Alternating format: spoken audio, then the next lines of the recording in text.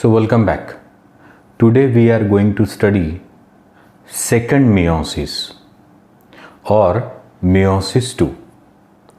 As told previously, second meiosis or meiosis second division is 100% like mitosis. One who studied mitosis will never get any new point now. The things are 100% same. But you see, to bring you in touch, before today I go for second meiosis or meiosis 2, I would like to take few highlights of first meiosis or meiosis first. It will help you to have a better understanding how one cell produces two cell after meiosis 1 and the two daughter cell after second meiosis produces four daughter cell. तो देखो, आज हम लोग second meiosis देखने वाले हैं. मैंने कहा कि अगर हम लोग एक बार मियोसिस 1 देख लेते उसके हाईलाइट, तो सेकंड मियोसिस समझने में आसानी होगी और हमें वो सवालों के जवाब भी मिलेंगे कि कैसे एक सेल से पहले 2 मिली और फिर 2 से 4 मिली, और कैसे जब पहली बार मियोसिस हुआ तो क्रोमोसोम नंबर हाफ हुआ और फिर सेकंड मियोसिस उसे क्यों कहा है एज गुड एज माइटोसिस, और ऐसा क्यों कहा जाता कि जिन्होंने पहले माइटोसिस देख लिया है उनको सेकंड मियोसिस देखने की भी ज़रूरत नहीं है. तो चलो हम लोग देखेंगे मियोसिस 1 को और एक बार. तो बघा, मियोसिस 1 म्हणजे काय? तो सर, जो सेल को मियोसिस करना है उसका न्यूक्लियस डिवाइड होगा और 2 डॉटर न्यूक्लियाई बनेंगे. साइटोप्लाज्म डिवाइड होगा और 2 साइटोप्लाज्म बनेंगे.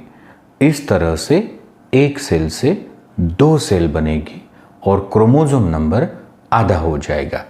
इन मराठी मियोसिस 1 म्हणजे काय? तर म्हणा, जी सेल आता करणार आहे मियोसिस 1, तर त्या सेलच्या न्यूक्लियसचं डिव्हिजन होईल आणि 2 न्यूक्लियाई बनतील आणि सायटोप्लाझमचाही बंटवारा होईल, 2 सायटोप्लाझम बनतील. अशा प्रकारे एका सेलच्या 2 सेल बनतील आणि जो काही ओरिजिनल सेलचा क्रोमोझोम नंबर आहे तो अर्धा होईल. आता आपण जेव्हा मियोसिस 1 घेतलं, त्याची जी होती प्रोफेज 1, तर त्याच्या 5 सब फेज होत्या. लेप्टोटिनी condensation, झायगोटिनी pairing of homologous chromosome called synapsis, Pachyteny crossing over between non-sister chromatid of homologous chromosome, Diploteny the paired chromosomes start separating due to dissolution of synaptinamo complex, but still they are attached at a point of crossing over and it forms the alphabet X called chiasmata, and Dikinesis, which is the end of prophase 1, and here there is chiasma terminalization. तो पहा, match the पेअरमध्ये हे विचारत असतात. तर मी काय केलं, त्या 5 ज्या होत्या सब फेजेस, तर त्याचं एकच पिक्चर काढलं. आता तुम्ही या डायग्राममध्ये केअरफुली नोटीस करा. तुम्ही काय याच्यातून पाहू शकता? तो सर बघा, न्यूक्लियर मेम्ब्रेन नाही आहे, कारण प्रोफेज 1 च्या शेवटी nuclear membrane, nucleolus, ER, Golgi apparatus नष्ट झालं. तर बघा, आता न्यूक्लियर मेम्ब्रेन वगैरे काही नाही आहे. मग हे जे क्रोमोझोम्स आहे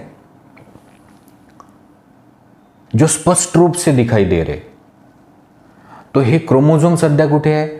तो सर, ही सेल मेम्ब्रेन आहे, हे सायटोप्लाझम आहे. तो डायरेक्ट सायटोप्लाझममध्ये क्रोमोझोम्स आहे.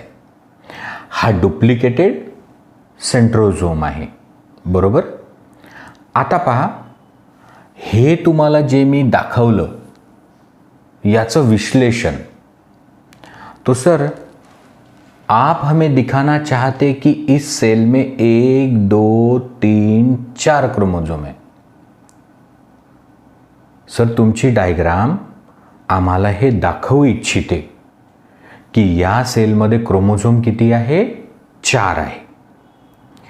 बरं, आता जो लाईट कलरचा आहे ना,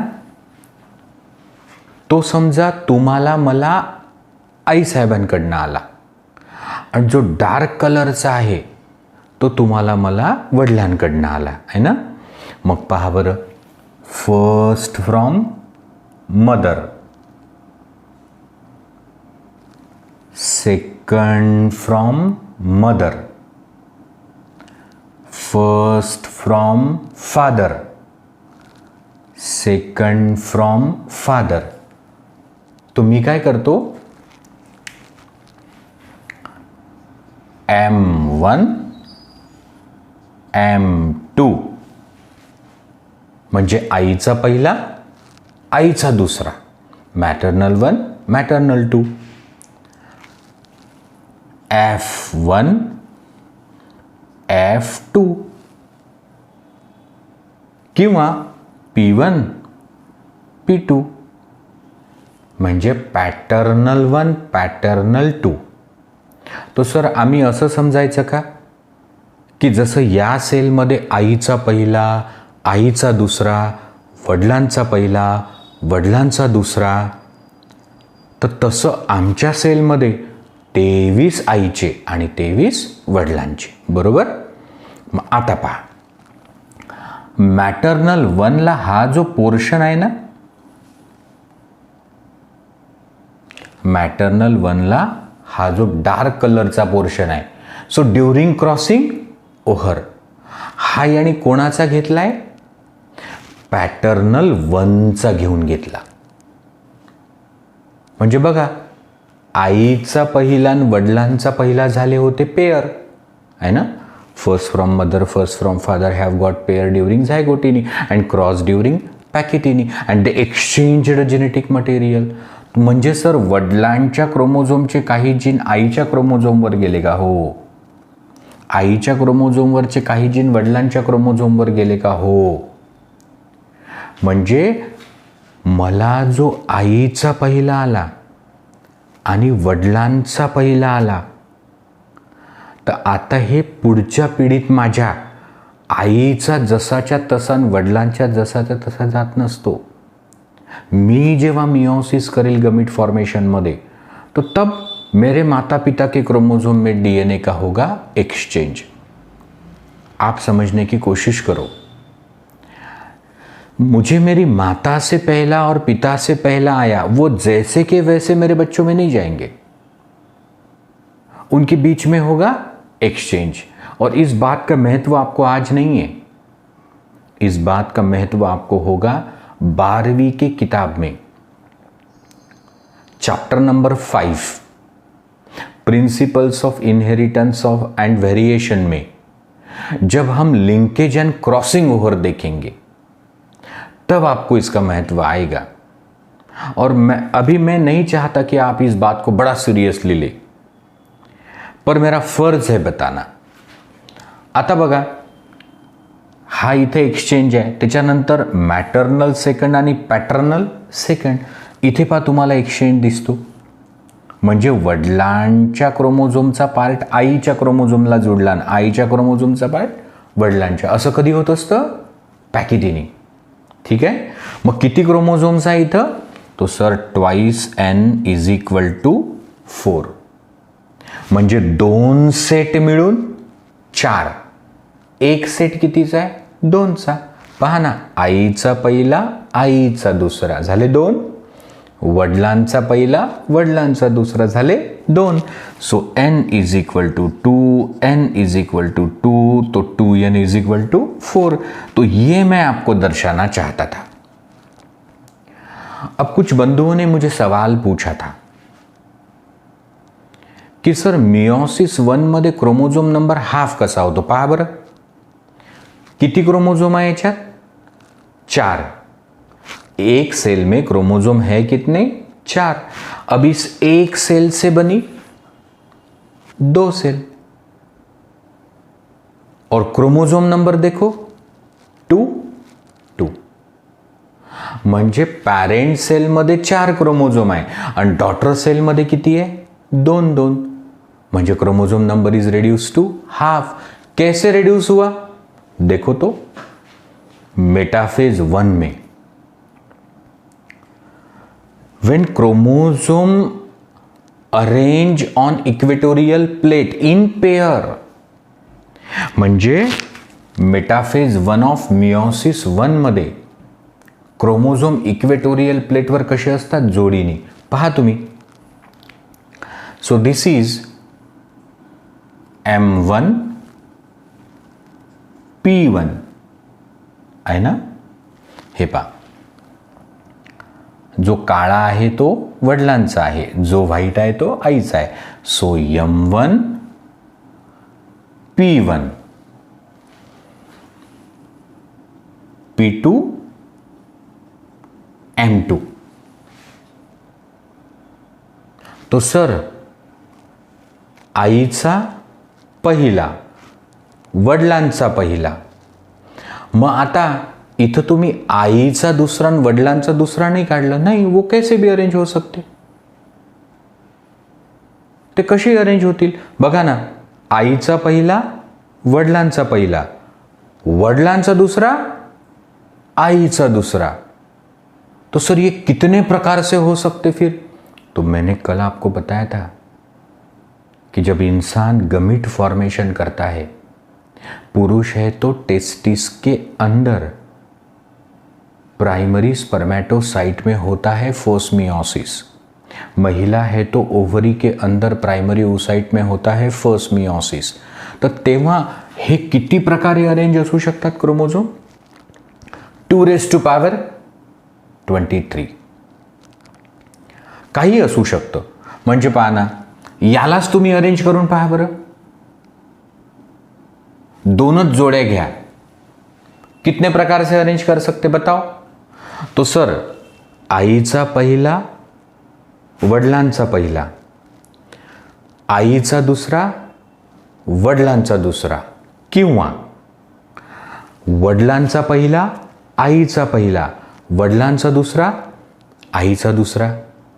म्हणजे आधी काय करा, दोन्ही वडिलांचे आणि खाली आईचे, मग वर आईचे, खाली वडिलांचे, मग पहिला आईचा वर, वडिलांचा खाली, वडिलांचा वर, आईचा खाली.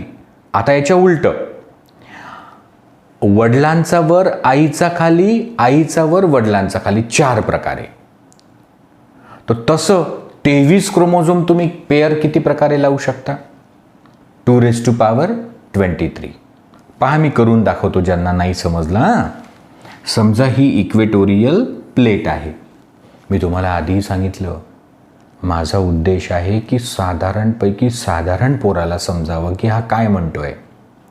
बघा, M1 P1 M2 P2 झाला एक प्रकार.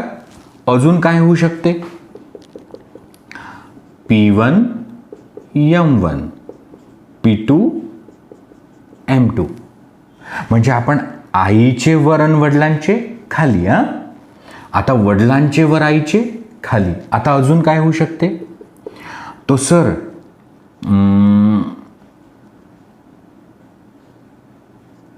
M1 P1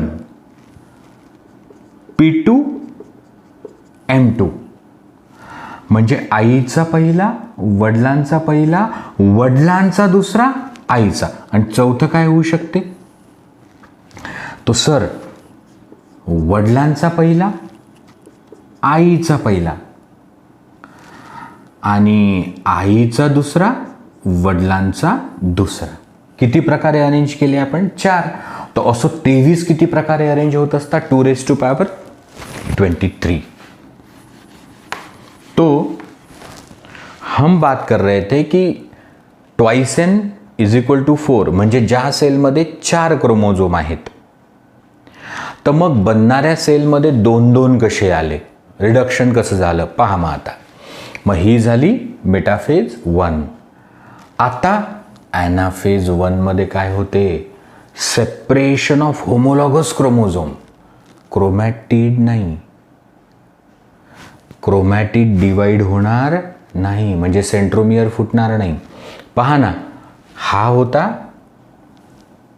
आईचा पहिला, तो आईचा पहिला वर, वडिलांचा पहिला खाली, वडिलांचा दुसरा वर, आईचा दुसरा खाली. म्हणजे पहिला पहिला, दुसरा दुसरा, म्हणजे 2 वर आणि 2 खाली. होते किती, 4, त्यातले 2 वर गेले, 2 खाली. Chromosome number is reduce to half. आता M1 P2 आईचा पहिला, वडिलांचा दुसरा, हे 2 क्रोमोझोम गेले वर, आणि P1 M2 वडिलांचा पहिला आईचा दुसरा आले खाली. असे सध्या किती सेल्स बनल्या, 2. इसको बोलते डायड.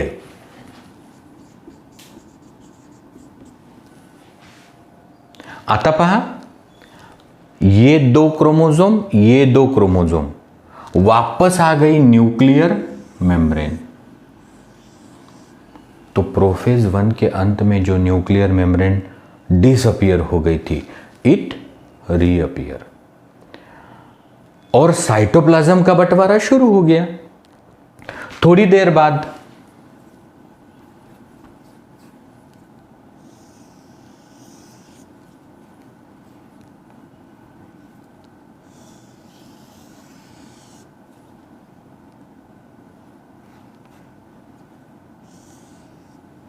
देखो बन गई 2 सेल्स. आता ह्या दोन्ही सेल आपण इथे काढणार आहे, आणि आपण पाहू की 2 पासून कसे बनतात 4. वैसे देखा तो मैं सिर्फ एक सेल भी ले सकता और उससे 2 बना सकता, पर मैं डायग्राम को ब्रेक नहीं करना चाहता. मी म्हटलं ना की जेव्हा पहिला मिओसिस होतो तेव्हा एका सेलच्या 2, आणि मग दुसरा होतो तेव्हा 2च्या 4. बघा, जेव्हा मिओसिस 1 होतो तेव्हा एकाच्या 2 झाल्या 2. आता पहा, 2च्या 4.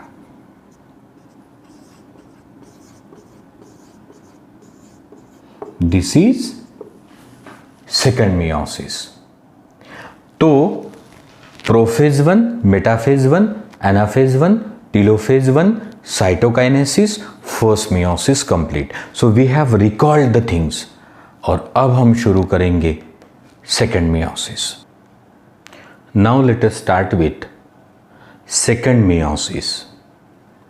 Again and again I told you it is 100% as mitosis. Now see what I did. Suppose this was a cell having 2n4 chromosome. After meiosis 1, it produces 2 daughter cell. म्हणजे इथे एक सेल आहे जिचा क्रोमोझोम नंबर 2 सेटमध्ये 4 chromosome, म्हणजे diploid is 4.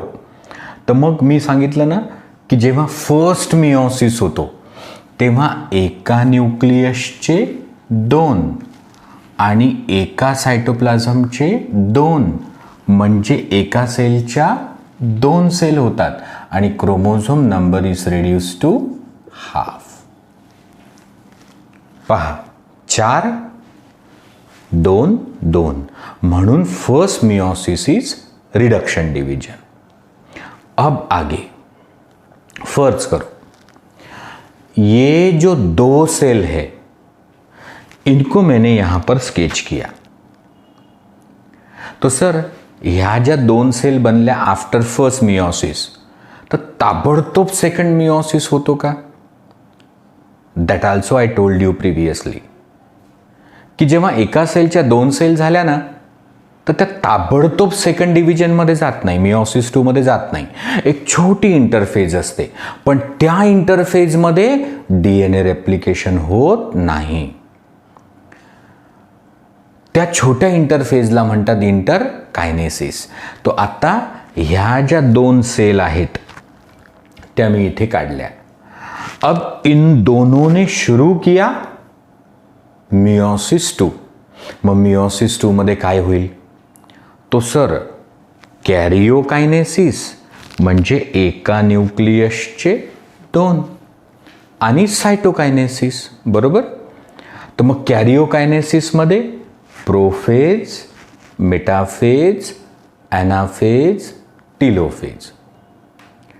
Per sir इसके पहले जब मिओसिस 1 था तब भी आप कह रहे थे प्रोफेज, मेटाफेज, एनाफेज, टीलोफेज. तो आप कौन से प्रोफेज की बात कर रहे? मिओसिस 1 या मिओसिस 2 की? इसीलिए ये सफिक्स 2 लग गया. Prophase 2, metaphase 2, anaphase 2, telophase 2. सांगा बरं आता प्रोफेजमध्ये काय होत असतं? तो सर प्रोफेजमध्ये chromosome condensation, the centrosome try to move the opposite pole, nuclear membrane, nucleolus, ER, Golgi complex disappear. So that I did. ही सेल मेम्ब्रेन, अंदर न्यूक्लियस नहीं है, न्यूक्लियोलस नहीं है, ER गोल्गी कॉम्प्लेक्स नहीं है. So this is n is equal to 2. अब देखो प्रोफेज 2 के बाद मेटाफेज 2. काय होत असते मेटाफेजला? तो सर जेवढे क्रोमोझोम आहे दे लाय ऑन इक्वेटोरियल प्लेट. तो कितने क्रोमोझोम है? 2. अब वो इक्वेटोरियल प्लेट को आ गए. देखो centromere and sister chromatids. Centromere on equatorial plate आणि sister chromatid on either side. क्या फर्क है मेटाफेज 2 और मेटाफेज 1 में? तो सर मेटाफेज 1 में क्रोमोसोम की पेयर हुआ करती थी. क्रोमोसोमची पेयर असायची. इथं पेयर आहे का? नाही, एक लाइन में है.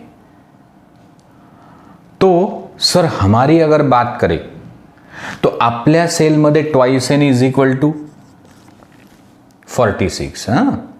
जेव्हा मिओसिस 1 झाला तेव्हा n is equal to 23, n is equal to 23.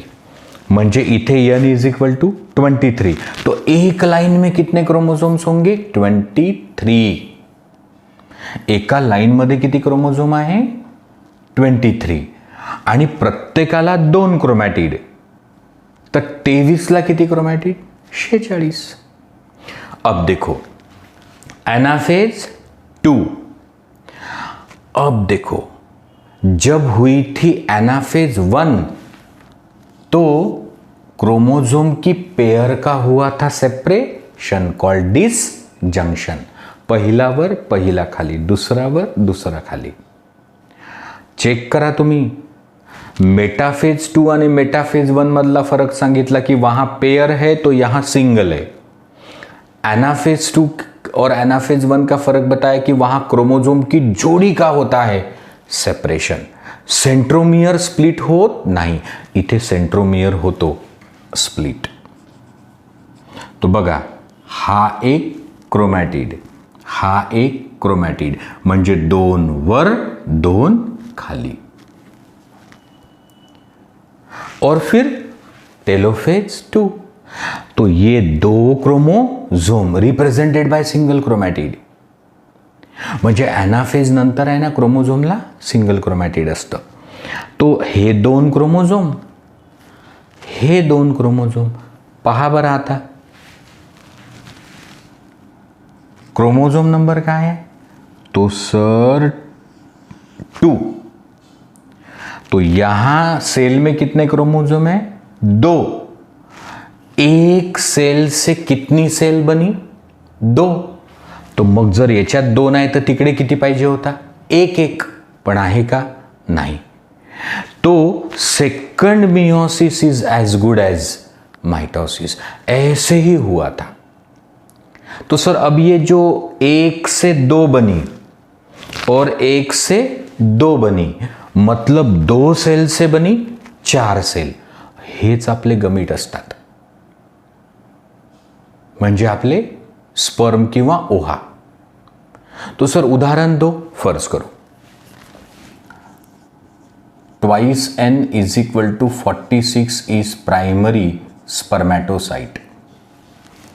अब ये बहुत आगे की बात मैं बोल रहा हूं, ह्यूमन रिप्रोडक्शन चॅप्टर। फक्त मी गंमत सांगतो की खरोखर असं होते का, एका सेलच्या 4 सेल बनतात का। देखो आप, तो ये है primary spermatocyte, twice n is 46, तो इसमें होगा मियोसिस 1। मियोसिस 1 सांगा बरं, मियोसिस 1 म्हणजे काय सर, एका सेलच्या 2 सेल, क्रोमोझोम नंबर हाफ। मग पहा झाल्या एका सेलच्या 2 sale, chromosome number N23 N23। देखो एक सेल से बनी थी 2 सेल, देखो एक सेल से बनी 2 सेल, तो सर यांना काय म्हणतात सेकंडरी स्पर्मॅटोसाइट।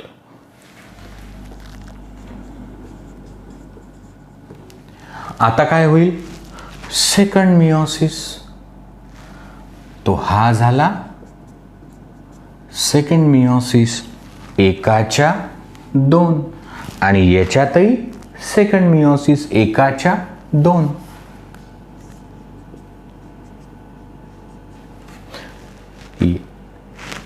सेकंडरी स्पर्मॅटोसाइट आहे ना, second meiosis, secondary spermatocyte second meiosis, second meiosis is as good as mitosis.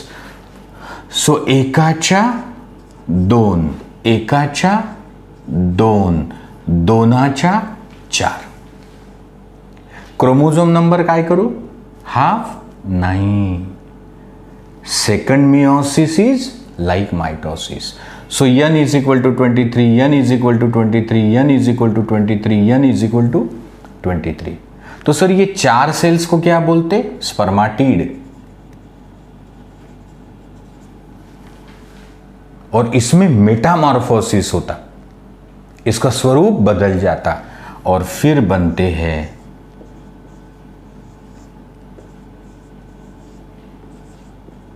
ऐसे 4 स्पर्म, 2 X वाले 2 Y वाले।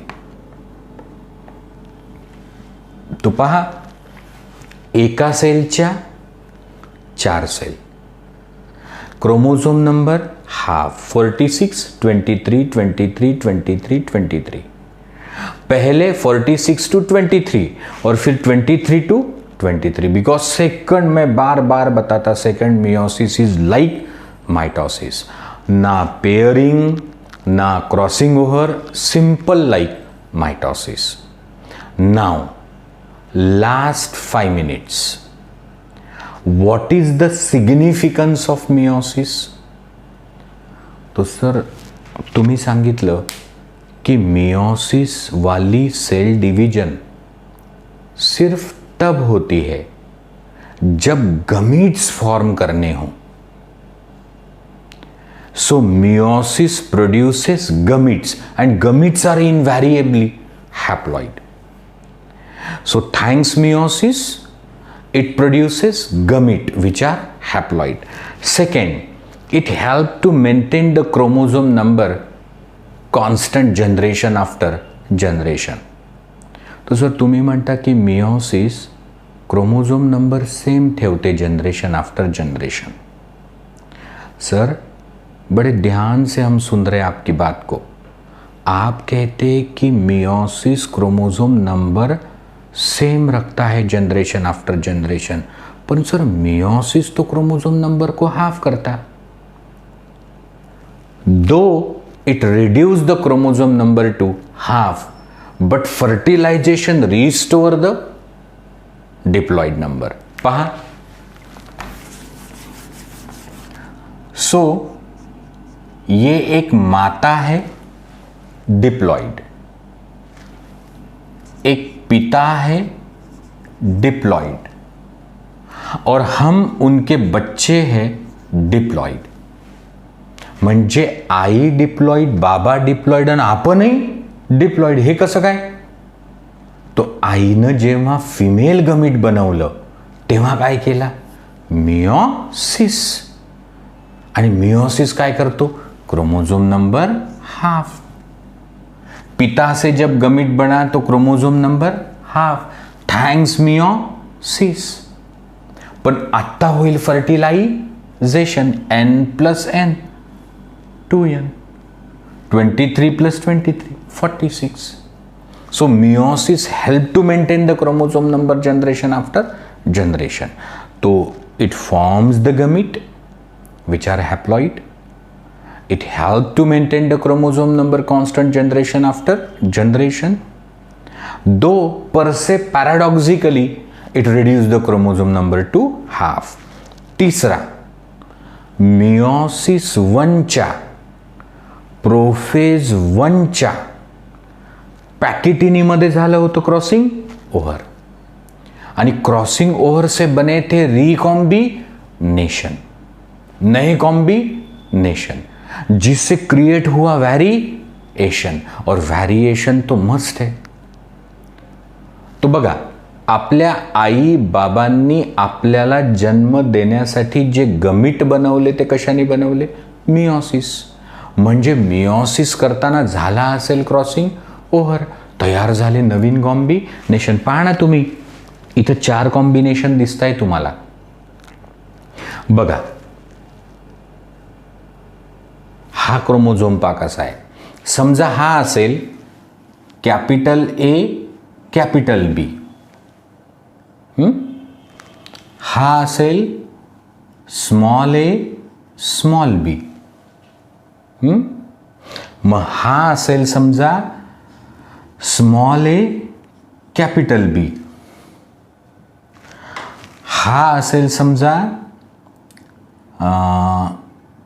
Capital A small B. So नवीन कॉम्बिनेशंस तैयार होतात. बट ये बेहतर मैं आपको बता सकूंगा जेनेटिक्स वाले टॉपिक में. इथे तेवढं महत्त्वाचं नाही. ओके, तो पहला सिग्निफिकेंस गमीट फॉर्म करने के लिए मियोसिस करना होता है. दूसरा significance it maintain the chromosome number. तीसरा it creates new combination, recombination leading to variation and evolution.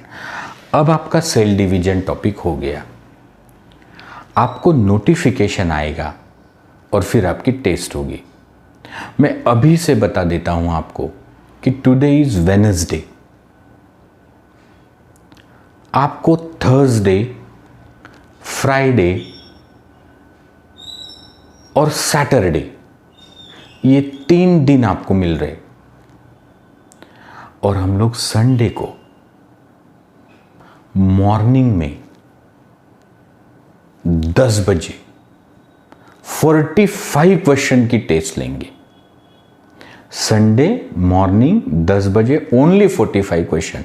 और इसमें नीट में कितने आते? 2. Thank you. God bless you.